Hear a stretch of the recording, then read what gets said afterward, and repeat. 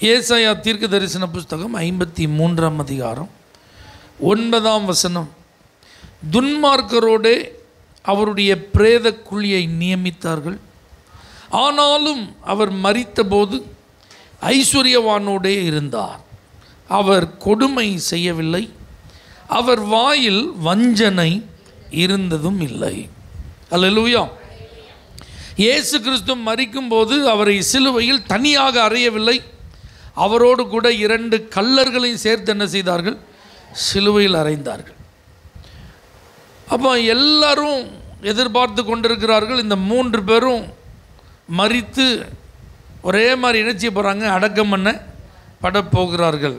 அதான் எல்லாருடைய எதிர்பார்ப்பு.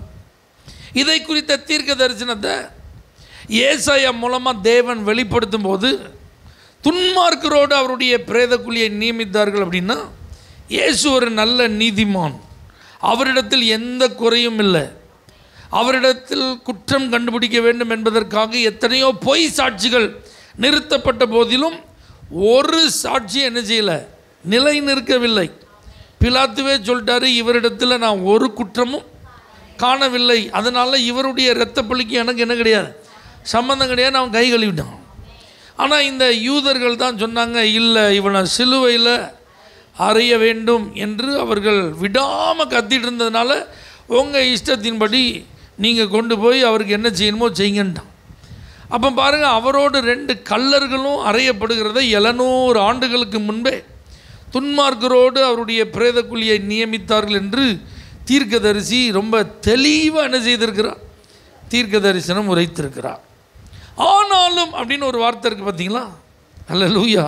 எப்போ இந்த உலகம் இயேசுவை குறித்து என்னன்னாலும் நினைக்கலாம், அவருக்கு எப்படி வேண்டுமானாலும் தீர்ப்பு வழங்கலாம், அவரை கொலை செய்வதற்கு சிலுவையில் அறைவதற்கு அனுமதி என்ன செய்யலாம், கொடுக்கலாம். ஆனால் அவங்க நியமித்தது போல துன்மார்க்கரோடு அவருடைய பிரேத குழி என்ன செய்ய போகிறதில்ல, இருக்க போகிறது இல்லை. அதற்கு பதிலாக அவர் மரித்த போது ஐஸ்வர்யவானோடே இருந்தார். அதனுடைய அர்த்தம் என்ன அப்படின்னா, 2 கள்ளர்களுக்கு இறுதி மரியாதை செய்யப்பட்டு அவர்கள் வைக்கப்படுகிறது போல அவர்களுடைய பிரேத குழிக்கு அடுத்தாப்பில் 1 2 3ன்னு வரிசை என்ன செய்யப்பட போகிறதில்ல, இயேசுவை வைக்க போகிறது இல்லை. அவருடைய பிரேத குழியை அவர்கள் நியமிக்க முடியாது, அவர்கள் தீர்மானிக்க முடியாது. அவர் ஐஸ்வர்யவானோடு இருந்தார் அப்படின்னா அவருக்கு வேற ஒரு இடம் செய்யுது. ஏன்னா அவர் ஒரு பாவி அல்ல, அவர் எந்த குற்றமும் செய்யவில்லை. அதான் வசனம் சொல்லுது, அவர் கொடுமை செய்யவில்லை, அவர் வாயில் வஞ்சனை இருந்ததும் இல்லை.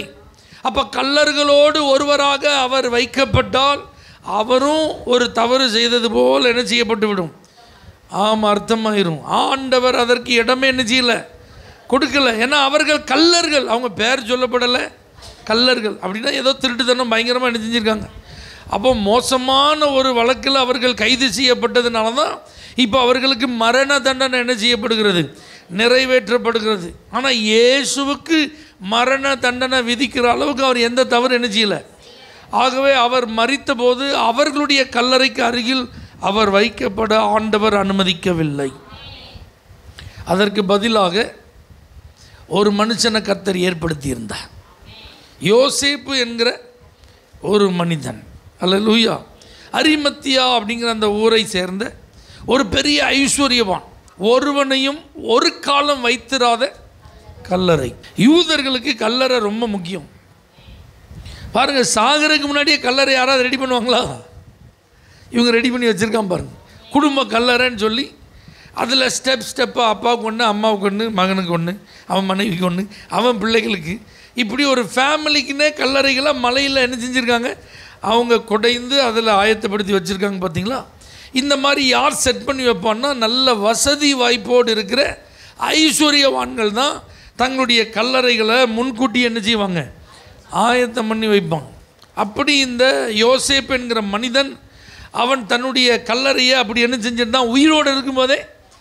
ஆனால் இதுவரைக்கும் அதில் ஒருவரை என்ன செய்யலை, வைக்கலை. பாருங்கள், இயேசுவின் சரீரத்தை அவன் கேட்டு வாங்கி அந்த தன்னுடைய சொந்த கல்லறையில் ஆண்டவர் அடக்கம் பண்ணுவதற்கு அவன் உதவியாக இருந்தான்.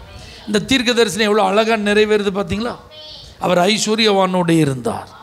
அப்படின்னா அவருடைய கல்லறை பாவிகளுடைய கல்லறைகளில் ஒன்றாக அது வைக்கப்பட ஆண்டவர் அனுமதிக்காமல் அவருடைய வார்த்தையின்படியே இந்த தீர்க்க தரிசனத்தின் நிறைவேறுதலின்படியே அது ஒரு ஐஸ்வர்யவானுடைய கல்லறையில் வைக்கப்பட்டது. இன்றைக்கும் அந்த கல்லறை ஒரு அடையாளமாக இருக்குது. அவரை வைக்கப்பட்ட அந்த இடம் இன்றைக்கும் ஒரு நினைவு சின்னமாக நினச்சிது. எப்படி இருக்குது? மற்ற கல்லறைகளைப் போல அல்ல. இந்த கல்லறை திறந்த நிலையிலே இருக்கிறது. அந்த கல்லறையின் வாசலில் ஒரு வாசகம் எழுதப்பட்டிருக்கிறது, அவர் இங்கே இல்லை, உயிர் தெழுந்தார். அப்போ இதிலிருந்து நான் உங்களுக்கு சொல்ல வருகிற ஒரு செய்தி என்னன்னா, தேவ பிள்ளைகளே, நம்முடைய வாழ்வின் ஒவ்வொரு காரியங்களையும் ஒவ்வொரு அனுபவங்களையும் தீர்மானிப்பது கர்த்தர் தான். இந்த உலகம் சில காரியங்களுக்கு உள்ளாக நம்மளை நிர்பந்திக்கலாம், இதுதான் அப்படின்னு சொல்லி உங்களுக்குன்னு சொல்லி அவங்க என்ன செய்யலாம், நிறைய காரியங்களை ஏற்பாடு பண்ணலாம். ஆனால் முடிவு பண்ணுறது யாரு? கர்த்தர். இவங்க பாருங்க, இந்த துன்மார்க்கரோடு தான் இவருடைய கல்லறை இருக்க போதுன்னு அவங்க தீர்மானித்தார்கள். ஆனால் கர்த்தர் அதுக்கு என்ன செய்யலை, அனுமதி கொடுக்கவில்லை. ஆண்டவர் ஐஸ்வர்யவானோடு இருந்தார் என்று எழுதப்பட்ட வசனத்தின்படி கரெக்டாக ஒரு மனுஷனை யோசேப்பை கர்த்தர் ஆயத்தப்படுத்தி இருந்தார். அவன் துணிந்து போய் இயேசுவினுடைய உடலை கேட்டு வாங்கி அந்த இறுதி மரியாதையை அவர்கள் எல்லாரும் செய்து தன்னுடைய சொந்த கல்லறை அவருக்கு கொடுத்துட்டான். அதுக்கப்புறம் இதுவரைக்கும் அந்த கல்லறையில் வேறு உடல்கள் என்ன செய்யப்படலை, வைக்கப்படவே இல்லை. அப்போ இது ரொம்ப முக்கியம். இதில் கவனிக்க வேண்டியது ரொம்ப முக்கியம். இயேசுவின் வாழ்வில் என்னென்ன நடக்கணுமோ அது எல்லாம் நடந்தது. அதெல்லாம் எப்படி நடந்ததுன்னா மனிதர்களினால் அல்ல. ஆமீன் சொல்லுங்க. எல்லாம் தேவனுடைய திட்டத்தின்படி தான் நடந்துச்சு. ஆமென். அவர் கன்னியின் வயிற்றில் பிறப்பார் என்று சொல்லப்பட்டது அப்படியே நடந்தது. அதுக்கப்புறம் அவருடைய ஊழியங்களை குறித்ததான நிறைய வார்த்தைகள் தீர்க்க தரிசனமாக உரைக்கப்பட்டிருந்ததெல்லாம் அப்படியே நடந்துச்சு. இப்போ நீங்கள் நல்லா கவனிங்க. அவரை ஒருத்தன் காட்டி கொடுக்கான். யார்? யூதாஸ். அது உண்மைதான், அப்படி ஒரு காரியம் நடந்தே ஆகும். அது தேவனுடைய திட்டம். ஆனால் நீங்கள் நல்லா கவனிங்க, ஆண்டவர் அவனுக்கு 7 வாய்ப்பை கொடுத்தாருன்னு சொல்கிறாங்க. அதில் ஒரு முறை சொல்லுகிறார், இப்படி ஒருத்தன் பிறவாதிருந்தால் அப்படின்னா நல்லா புரிஞ்சுக்கோங்க, தேவ திட்டம் நிறைவேறதை யாரால் என்ன செய்ய முடியாது, தடுக்க முடியாது. தேவ சித்தம் அப்படிங்கிறது ஒன்று கண்டிப்பாக என்ன செஞ்சிடும், நடந்தே ஆகும். ஆனால் அதுக்கு இடையூறாக யாரும் என்ன செய்யக்கூடாது, இருக்கக்கூடாது. அந்த தேவ சித்தத்தை நிறைவேற்றுகிற அந்த ப்ராசஸில் இருக்கிற பரிசுத்தவான்களுக்கு பாதிப்பை உண்டாக்குறவங்களாம் யாரும் என்ன செய்யக்கூடாது, இருக்கவே கூடாது. அல்லேலூயா. அதனால தான் பெண்கள் எல்லாரும் அழுதுகிட்டே இயேசுக்கு பின்னாடி வரும்போது அவங்கள பார்த்து அவர் சொல்கிறாரு, எனக்காக நீங்கள் என்ன செய்ய வேண்டாம், அழ வேண்டாம், நீங்கள் உங்களுக்காகவும் உங்கள் பிள்ளைகளுக்காக அழுங்க. ஏன்னா இந்த குற்றமில்லாத இரத்தம் சிந்தப்பட வேண்டும் என்பது தேவனுடைய நியதி. இது அனாதி தேவனுடைய தீர்மானம். அது கண்டிப்பாக நடந்தே ஆகும். ஆனால் இன்னைக்கு இவனை சிலுவையில் அறையும், இவனை சிலுவையில் அறையும் சொல்லிட்டு இருக்காங்களே, அவங்களுக்கு ஐயோ, என்னை காட்டி கொடுக்கிறவனுக்கு ஐயோ அப்படின்னு தானே இயேசு சொன்னார். அப்படின்னா என்ன அர்த்தம்? தேவ திட்டம் தான் நடக்கும். ஆனால் அந்த தேவ திட்டம் நடக்கிறதுக்கு தோள் கொடுக்குறவங்களாக தான் நம்ம இருக்கணுமே தவிர, அல்லேலூயா, இந்த மாதிரி எதிர்மறையான காரியங்களை செய்கிற கூட்டத்தில் நம்ம இருந்துடக்கூடாது. நீங்கள் அதைத்தான் நான் உங்களுக்கு செய்தியாக சொல்ல விரும்புகிறேன். 11 பேர் மீதி இருந்தாங்க. இந்த 11 பேருக்கு அந்த இயேசுவை காட்டி கொடுக்குற பிளானில் இல்லை. 12 சீசர்களை தான் தேவன் தெரிந்தெடுத்தார். ஆனால் அதில் ஒருத்தன் யூதாஸ் தான் இயேசுவை என்ன செஞ்சான், காட்டி கொடுத்தான். அவனுக்கு தான் ஐயோன்னாரு. மீதி 11 பேருக்கு ஆசீர்வாதம். அப்போ நம்முடைய ஜெபம் எப்படி இருக்குன்னா, ஆண்டவரே, தேவ திட்டம் நிறைவேறதை யாரால் என்ன செய்ய முடியாது, தடுக்க முடியாது. உங்களுடைய சித்தத்தின்படி தான் எல்லாம் நடக்கும். ஆனால் நாங்கள் அதில் எப்படி ரோலை ப்ளே பண்ண விரும்புகிறோன்னா, உங்களுக்கு சப்போர்ட்டிவ் ரோலாக தான் நாங்கள் இருக்கணும். ஆண்டவரே, உங்கள் சித்தம் நிறைவேறுகிறதற்கு தோள் கொடுக்குற ஒரு கூட்டத்தில் தான் நாங்கள் இருக்கணும்.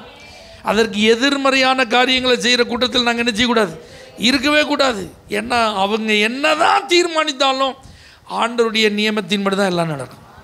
அப்போ துன்மார்க்கரோடு அவருடைய பிரேத குழி நியமிக்கப்பட்ட போதும் ஐஸ்வர்யவானோடு தான் அவர் இருந்தார் என்று எப்படி இதில் எழுதப்பட்டது அன்னைக்கு நடந்ததோ அதை மாதிரி தான் எல்லாம் நடக்கும். அப்போ நம்ம இதில் ஜாக்கிரதையாக இருப்போம். ஆண்டவரே, தேவ திட்டம் நிறைவேறுகிறதில் உதவியாக இருக்கிற ஒரு நபராக நான் இருக்கணும். அதற்கு ஒத்துழைப்பு கொடுக்கிற ஒரு நபராக நான் இருக்கணும். அந்த திட்டம் நிறைவேறுகிறதற்கு நான் தோள் கொடுக்கிற ஒரு ஆளாக தான் இருக்கணும்ப்பா. அதற்கு விரோதமாக எழும்புகிற ஒரு ஆளாக என்ன செய்யக்கூடாது, இருக்கக்கூடாது. இதில் கவனமாக இருப்போம். கர்த்தர் நம்மை ஆசீர்வதிப்பார். கண்களை மூடி நாம் ஜெபிப்போம். பரிசுத்த பிதாவே, எங்களுடைய வாழ்வில் இயேசு கிறிஸ்துவின் பாடுகளையும் அவருடைய மரணத்தையும் உயிர்த்தெழுதலையும் தியானிக்கும் போது கற்றுக்கொள்ளுகிற ஒவ்வொரு காரியங்களையும் நாங்கள் நடைமுறைப்படுத்த எங்களுக்கு கிருபை செய்யும். இயேசுவினுடைய வாழ்வில் எப்படி பிதாவின் சித்தம் 100% நிறைவேறியதோ அதேபோல் உம்முடைய சித்தம் மட்டும்தான் நடக்குங்கிறத நாங்கள் நன்கு விளங்கி கொண்டோம். ஆகவே உம்முடைய சித்தம் நிறைவேறுகிறதற்கு நாங்கள் முழு மனதோடு ஒத்துழைப்பு தர எங்களை அர்ப்பணிக்கிறோம். இயேசுவின் நாமத்தில் பிதாவே, ஆமென். For prayer contact, Pastor J. J. Kumar, El Shaddai Ministries, 9500252586, Surandai.